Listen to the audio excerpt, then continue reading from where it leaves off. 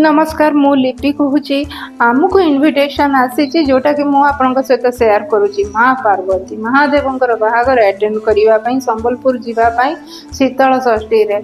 माने माँ पार्वती बाबू माँ हबार सुजोग पाई साहाणी परिवार आ सी आमको इनविटेशन देइछंती 31 तारीख शनिवार दिन बाहागर अटेंड करियो पुणी जगत जननी माँ पार्वती आ महादेव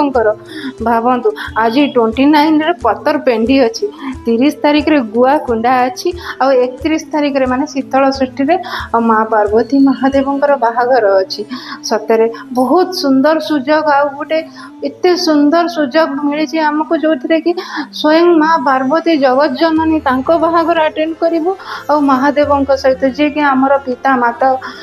आमर मुझे जगतर पिता माता तांको बाहागर अटेंड करिवु आ साहाणी परिवार को बहुत बहुत धन्यवाद आमको इनविटेशन दे थैंक यू।